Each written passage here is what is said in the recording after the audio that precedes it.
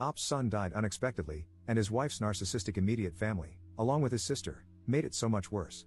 Editor's note: Op made 2 original posts, one about his mother-in-law and the other about his sister, that add context to the whole story. Both have been included before the first update.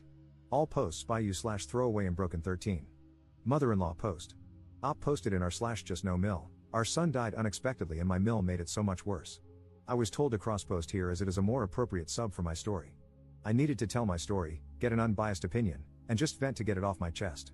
I'm using a throwaway account because the details are very private, and I wish to remain anonymous. Warning: this is long, as I am a very detailed person. This is just one issue in a very hard year, as there is much more. To start off, I guess, my son is dead. My little boy was 13 months old. A pillar of health. We cherished and cared for him with all we had. He was perfect on Tuesday, dying on Wednesday, and passed 7 days later. That is a whole other story in itself. I got along well enough with my in-laws. However, my mother-in-law acts very immature and erratic. My wife told me her mom used to be an alcoholic. As I grew more confident in my relationship with my wife, I told her, I think your mom might have alcoholic brain damage. Where I need help is this. My son needed emergency surgery as his brain, for unexplained reasons, was swelling. They had to remove part of his skull to allow for the expansion. My parents arrived within an hour of my call. My in-laws, whom this post is about, arrived much later, even though they live 30 minutes closer. My in-laws left as quickly as they arrived. My parents, however, stayed. They slept on waiting room coffee tables, waiting to hear if our little boy would live. He made it through that first surgery, only to pass away the day after Mother's Day. My parents never left our side, even though they had brought no clothes or supplies. My in-laws, on the other hand, did not reappear until it was time to say goodbye. My mother-in-law arrived in pajama shorts and a t-shirt that was too small to hide her girth. She began asking the nurse if they had ever treated any murderers. As we took our time saying our goodbyes, she noisily played games on her iPad. The nurses arranged for us to take him outside one last time, even though he was on life support. You see, our son rarely cried, but whenever he did, we simply took him outside. It cheered him up instantly. Being outdoors was his favorite place in the world. My wife went first and held him one last time beneath the stars to say goodbye. Before I even had my turn, my mother-in-law asked us to hurry up. I was furious. I told her in the calmest voice I could muster, leave. I meant for her to go home. She took it as permission to go inside. She stopped to clarify, and I just said, go. We brought my son back inside, and they disconnected him from the machines that kept him alive. It was the hardest thing ever. I have been diagnosed with depression, severe anxiety, and PTSD, and I am on antidepressants as a result. While we were waiting for him to pass on, he slowly started turning gray. My mother-in-law decided to clean up his hospital room. The problem with that is, as you know, she wasn't there, so the stuff she was throwing out was our paperwork from the social worker for grief support, etc. My mom stopped her from throwing it out while I yelled at her to stop. All the while, my father-in-law and sister-in-law sat there doing nothing, looking annoyed. When he was finally gone, my wife had to wait for the nurses to remove him from her arms, which was quite difficult as he was limp. My mother-in-law left immediately. When my wife got up, she asked, crying, "Where's my mom? I need a hug." We did not see or speak to my in-laws for 2 days. We couldn't bear the hurt on top of the grief. I decided to clear the air and invited just my father-in-law for lunch. He arrived, made idle chit-chat, and then got up to leave. I said, "What about lunch?" He said he needed to get home. We told him to wait, we needed to discuss some things. We described how hurt we were by my mother-in-law's behavior, and he said she just didn't cope well. We said we would do our best to understand, but while we were sorting out our feelings, please ask her not to disturb us. We also said that if she was struggling, she had the option not to come to our son's visitation, we would understand. His response was, "Well, I guess I'll go home and kill myself." I have no clue what he said to my mother-in-law. Next thing we know, she phones and says, "I hear you were upset with me. Too effing bad. I won't be at the visitation." Click. I was furious. I felt like I had just failed as a father, I was not going to fail as a husband. I immediately called her back and tore her a new one. Her response was, "I am not going to talk to you if you are going to use that language." I said, "F you. You don't get to swear at my grieving wife and then claim some kind of moral high ground." She hung up on me. She immediately phoned my wife, who had said and done nothing at this point. She called my wife a effing beach and hung up. Then she began calling us every 2 seconds. Then she started sending threatening texts, saying she would harm us. I called my father-in-law and told him to get things under control or I was calling the police. He begged me not to call the cops and took away her phone. The call stopped. We did not receive any support from my wife's family.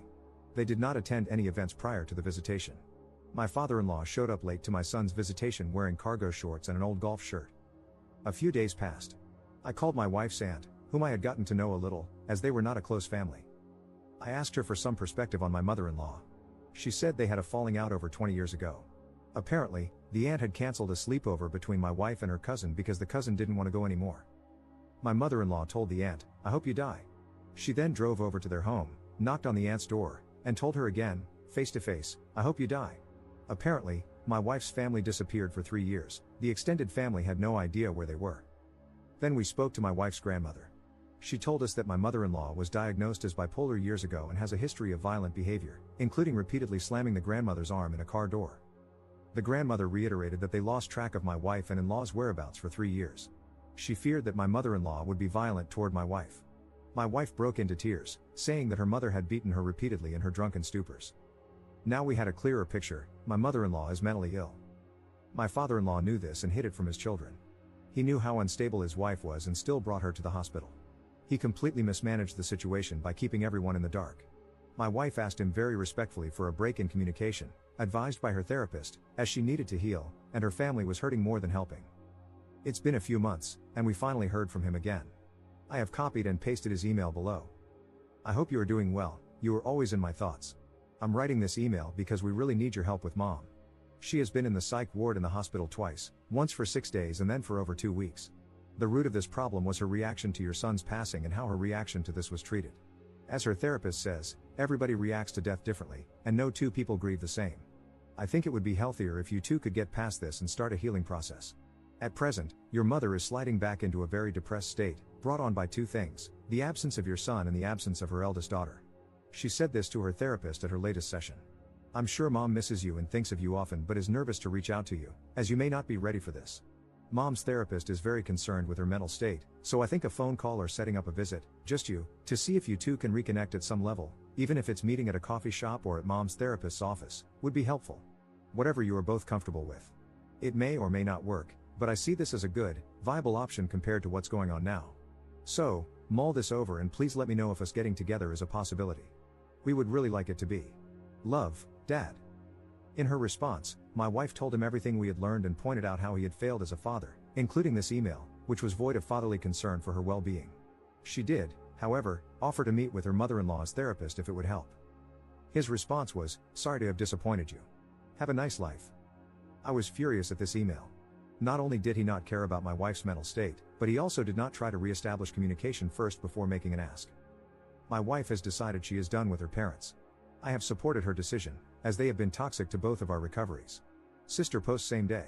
Op posted in our /JustKnowFamily, completely done with my sister after my son died. Posted earlier today, I was directed to this sub. I cross-posted there if you're interested. I won't post again here, but I wanted to share about my sister. My sister is 4 years older than me. We were somewhat close since our parents only had the 2 of us. She always bossed me around, but by the time I was 12, I realized she was not a kind person. My sister had screwed me over for years. I would help her constantly, even to my own detriment, because, in my mind, that's what families do. But she would never help me when I needed her. The few times she agreed to help, she would pull out at the last minute. I could give you years of backstory, but I'll skip ahead to the final straws. 4 years ago, my wife and I were buying our first home. My brother-in-law owned a truck for his business. My sister offered it to help us move, as my brother-in-law was quite sickly, lung issues, and couldn't help with the actual lifting, etc. This was to be their contribution. 2 days before moving day, she called me to say she didn't want to put the wear and tear on the truck. I was stressed beyond belief and furious that she was pulling this crap on me again. However, I kept my cool. She swore up and down that they couldn't help, that my brother-in-law was too sick, and that his nurse would be coming on moving day. She offered to pay for a moving truck if I could manage to book one. Great. I booked the truck and called her back. She yelled at me and told me it needed to be booked under her card so she could write it off. Fine, whatever. She gave me the card number and then said, "Well?" I replied, "Well, what?" She asked, "Aren't you going to ask me to help you move?"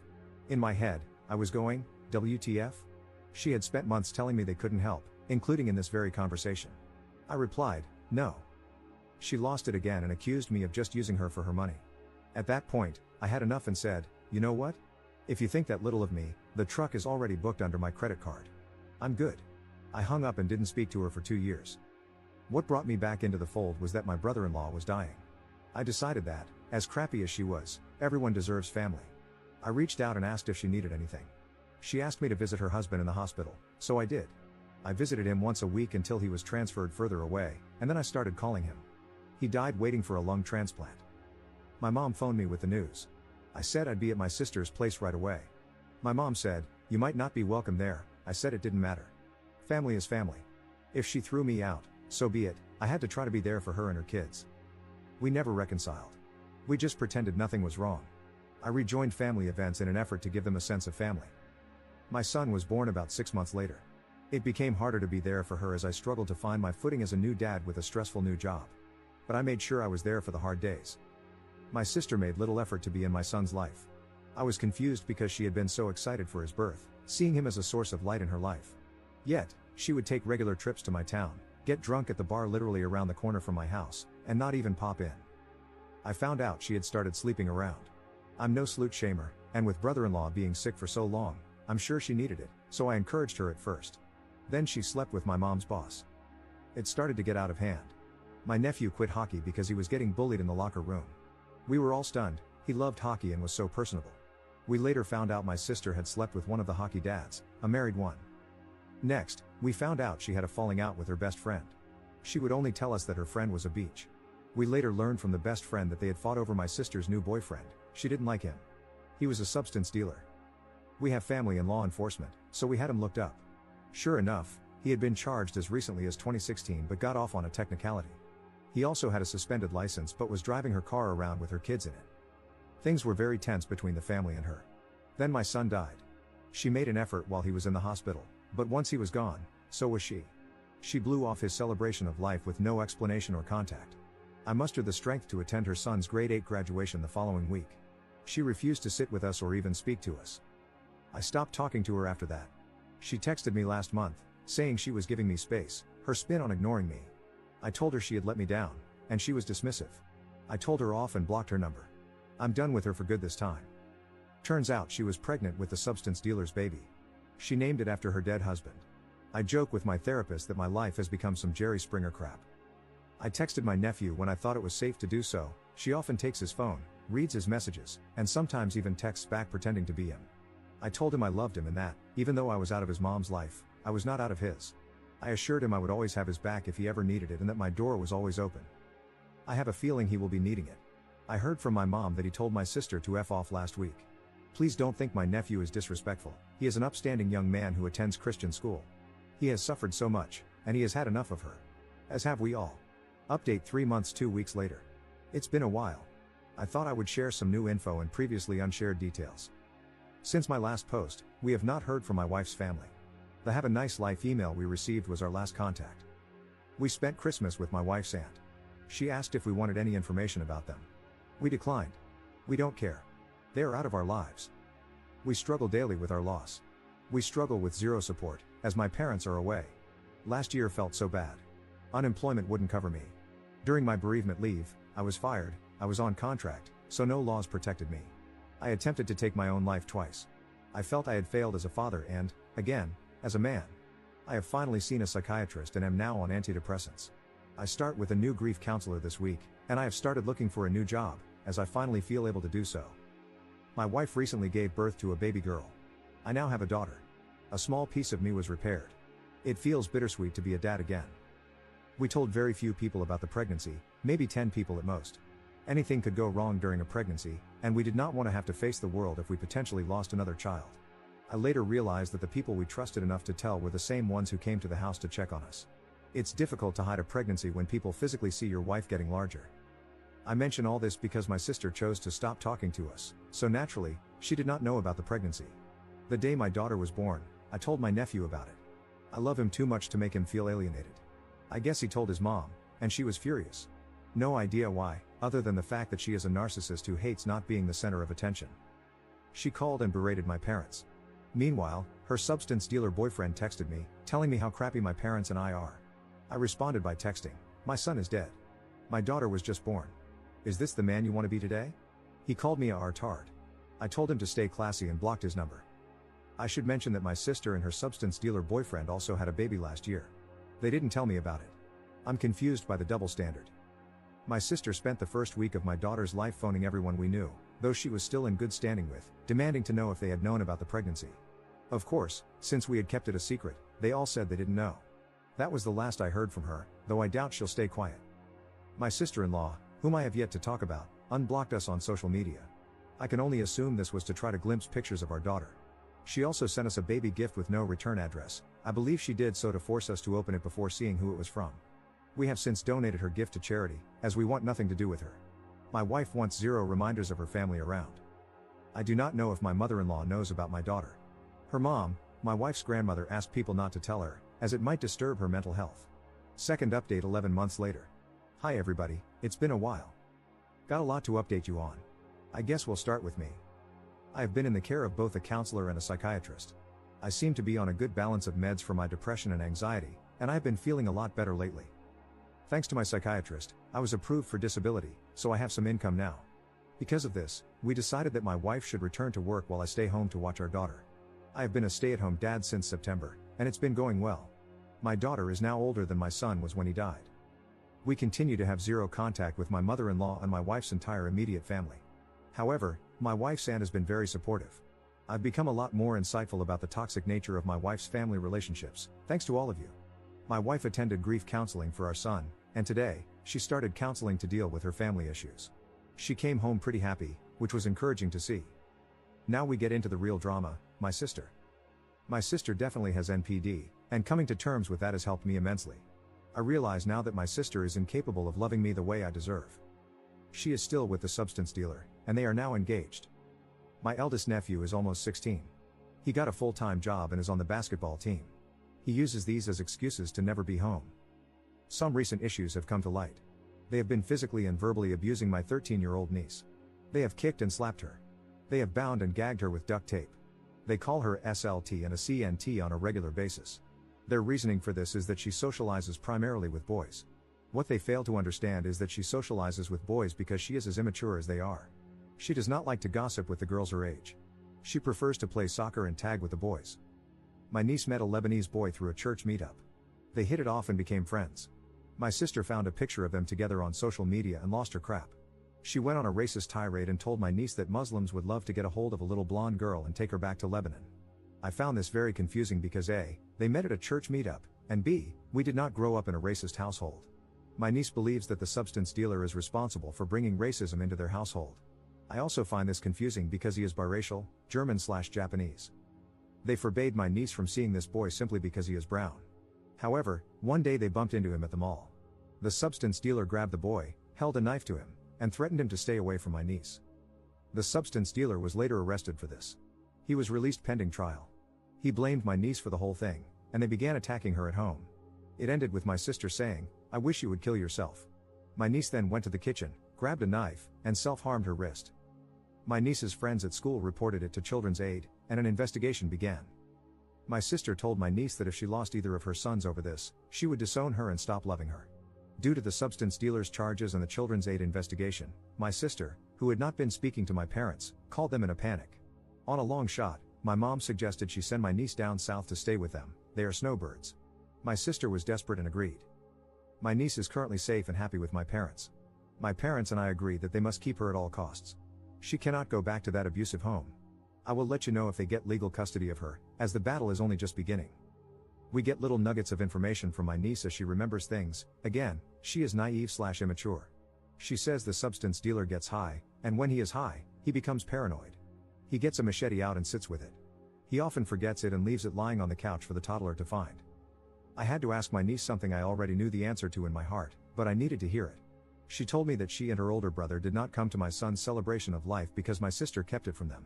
My niece and nephew still love me, but their mom has kept them from me. I knew deep down that was what was happening, but it still hurts so much to know that I was deprived of their love and comfort at a time in my life when I needed it most. Editor's note. Op has a final update posted 3 years 3 months after the last update I just covered, but his post was deleted too fast for it to be archived. Op has not posted anything else since.